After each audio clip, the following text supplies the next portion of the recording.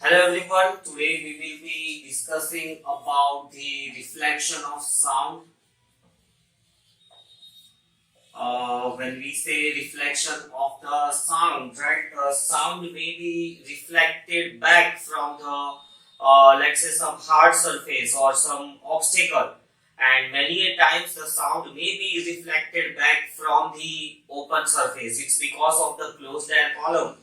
Let's say you take a long pipe or a tube, you speak at the one end and then keep your ears closed. You would see your sound returning back, right? So even though the pipe is open from the other end, the reflection takes place. It's because of the surface within the tube, right? And even if the tube is closed, then also the reflection take place. So reflection is a phenomenon, right? That sound gets reflected from the multiple obstacles, or there may not be obstacles, and ultimately it reaches to the wider area.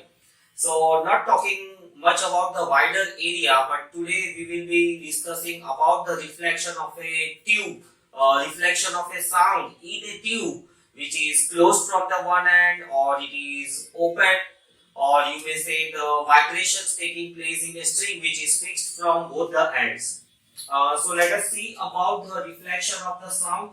When we discuss the reflection of the sound, right, two cases generally arise. It is that the reflection occurs at a closed, or you may say a closed pipe, or you may say a fixed end, right? The end which is closed or fixed from the other side. When you take a string, right, the other end is fixed, and when you take a pipe, other end may be closed. And the other condition is that the other end, it may be open or it may be free to move. So this is the another case when the pipe is open from the other end, and the string, right, one end of the string is in your hand and the other end is not fixed. Instead, the other end, it is connected to some sort of you may say a ring which can go up and down. I'll draw an arrangement and show you. So with the help of that, you can try out the formation of the waves as a result of closed or fixed end, or you can understand the phenomenon of reflection of the sound. So at a closed end or a fixed end, diagram will be somewhat like this. As I said, that we'll take an example of a string. So let's say one end of the string is in your hand, and other end of the string, it is also rigidly connected at some other point, right? And for such arrangement, you can take that one end of the string is in your hand, other end it is connected to some sort of the ring, right? And this ring can go up and down over one vertical rod, right? When you produce a wave or you produce some vibrations in the strings, these vibrations will travel, right? And since the ring is free to move, again the vibrations will return back. We'll see when the end is free to move, or when the end is open, what happens, and when the end is closed, what happens, right? So to understand it better, let us say we have a wave y1 represented by r sine omega t minus kx. When we talk about the closed end, rather than moving on to this equation first, we'll theoretically we'll go through what exactly happens at the closed end. So when the waves are reflected back from the closed end, right, when the wave is reflected back, one wave is traveling in this direction, let's say y1, and from the other end it is reflected back, let us say the reflected wave is y2. Same here, the wave traveling is y1 and the reflected wave is y2. So when the wave is reflected from the fixed end, right, there is a change in direction. Same way over here also, there is a change in direction. Direction changes. The one wave was traveling from left to right, the reflected wave is traveling from right to left. So direction change is observed here also, and same also here. Here the phase reversal also take place. Phase reversal take place in the sense the particles, right, which were helping the wave to propagate in the left to right direction. Now those particles are helping the wave motion to propagate from right to left. So there is a phase reversal because of the fixed end. Because of this fixed end, the phase reversal is of 180 degrees. Whereas at the free end, since the end is free to move, no phase reversal take place. So let us try to analyze this in a mathematical format. So let's say if the y1 is the incident wave represented by r sine omega t minus kx, and because of the reflection, let y2 be the reflected wave. Since the phase has been reversed, right, we'll introduce the term plus phi. We know that the phase reversal is of 180 degrees. So instead of phi, we can write it down as phi. Direction has also changed. So instead of minus, we'll be taking the plus sign. In the concept of oscillations, in concept of waves, also we have seen that when the minus sign appears between omega t and kx, the wave is traveling from left to right. And when the plus sign appears, the wave is traveling from right to left. So this is the case of the wave. Now these two waves, right? These two waves, they combine, they collide with one another, or you may say that they get mixed up with the one another. We'll see final equation when they mix up what happens. Let us see at the open end. At the open end, let's say y1, it was the incident wave which was traveling from left to right, right? And here there is no phase reversal, but the direction has changed. So it will be r sine omega t plus kx. So these are the equations of the waves. Those are incident and reflected back from the open end and the closed end. Now we'll see what exactly happens with these equations.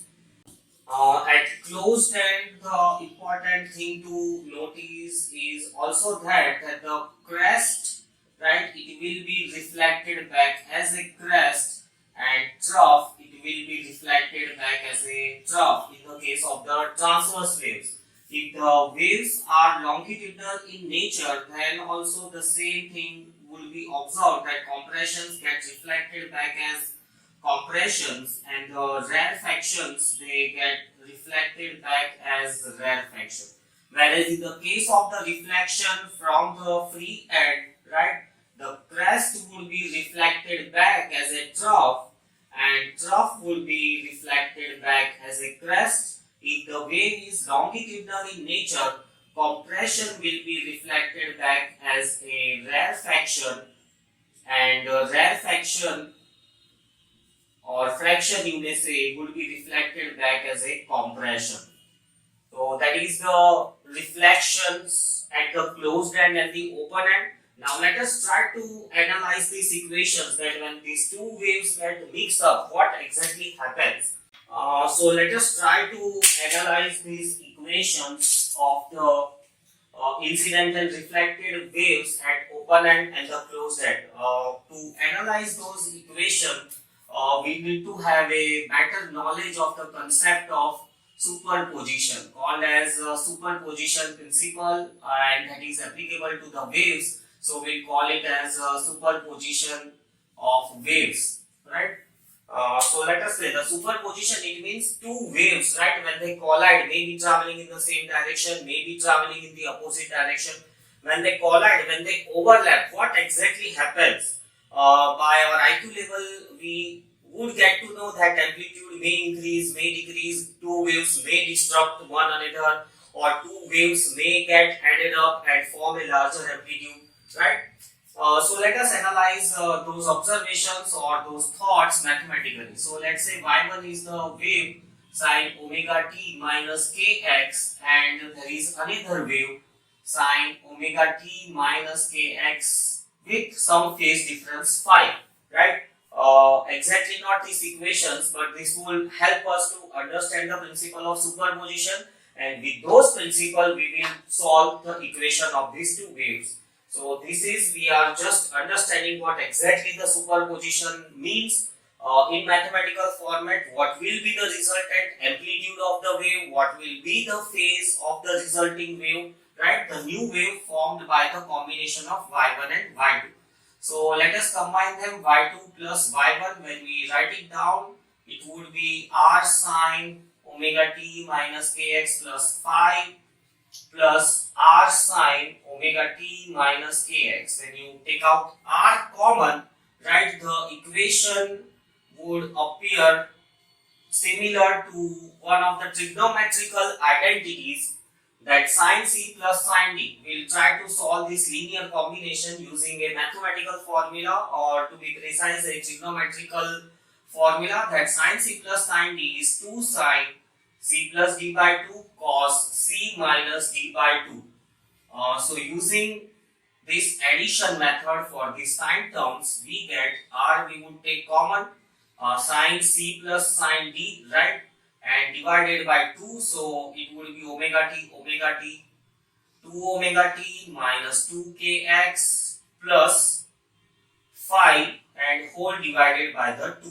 And for cos terms, it would be this minus this, so it would be I will write it over here, cos omega t minus kx plus phi minus omega t plus kx and whole of it divided by 2.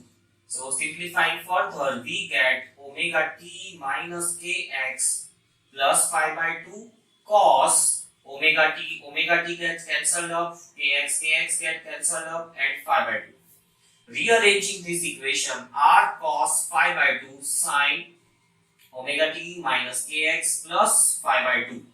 So this is the part which is going to give us the amplitude. So you can see over here that when the two waves combine, it depends upon the phase, right? It depends upon the phase that what will be the resulting amplitude.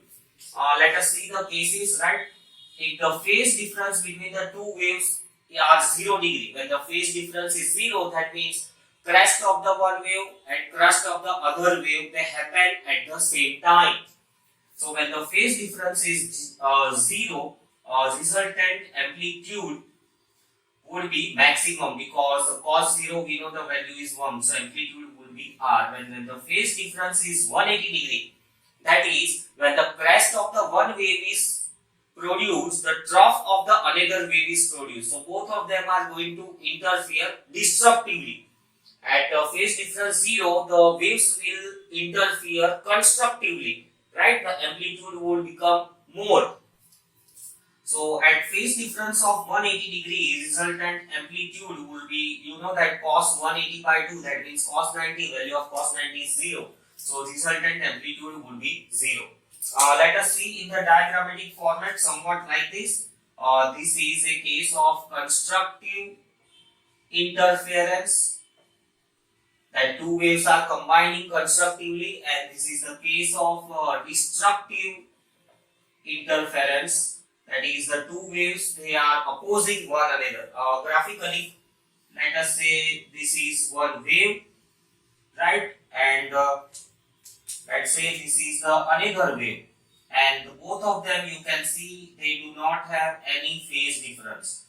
Their crests are happening at the same time and their trough is also happening at the same time, and the resulting wave would be somewhat like this, a little bit of more amplitude, same wavelength.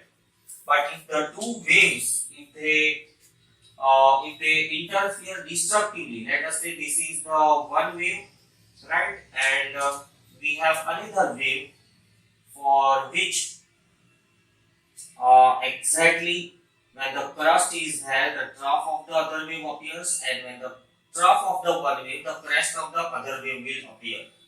So these two waves, they are exactly 180 degree out of phase, and when such waves interfere, the resultant would be almost a straight line under ideal condition, or there would be a vibration, or there would be a oscillation, or there would be a wave which has a very less amplitude. Both of them have opposed one another. It is just like I am standing over here and someone from the other side is pushing. We both are pushing one another. So ultimately none of us is going to move.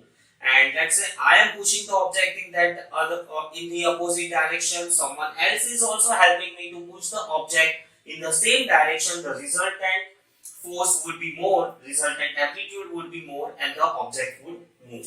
So that is about the superposition principle. Next we have reflection, applications of the reflections of the sound. Before we could again move on to the mathematical solving, we'll see one this small topic, that where does the application of reflection of the sound is seen. So it is seen in the case of the sound boards. Sound boards, they are in the theaters, right? If you touch the wall and see, they are made up of a you would say a very soft material. I don't know exactly what we call it as, but you can call it as a soft board, not as hard as wood, but quite soft board, right? Called as sound boards. Sound reflects, and a good, would say, a musical effect or a cinematic effect is created within the theater. It is because of the reflection of the sound. And then speaking tube. Speaking tube is not widely used nowadays. We have speakers with good amplifiers, but the speaking tube somewhat of this type, without the need of electricity, whatever sound is injected inside, because of the reflections, it would travel a very long distance. So here also we see the reflection of the sound. Then hearing aid, the people, those who have hearing disability, right, they make use of some hearing aid, which again make use of the reflection of the sound. So these are some applications of the reflections of the sound. Next, let us try to analyze these equations of the open end and free end using the superposition principle. Before we could move on to the application of superposition for these two waves, right, we need to understand one more terminology, and that terminology is a standing wave. Standing wave, or you also may call it as a stationary wave. So what exactly a standing wave or a stationary wave is? It is not like a plain progressive harmonic wave. These are the stationary waves. These waves do not move. So how exactly these waves are formed? Waves are formed under these conditions, right? When the reflection happens, both the waves, they interfere, and applying superposition principle, we can analyze that when they interfere, what's going to happen. Specifically talking about the standing waves or the stationary waves, these are the waves in which disturbance appear stationary. However, it is the disturbance is moving, but if you look it with the naked eye, the disturbance appears stationary. Standing waves or stationary waves happens when the two waves, right? It happens when the two waves with the same amplitude, same wavelength, same angular frequency, same wave number, same time period. When two waves, right, and both these waves traveling in opposite direction,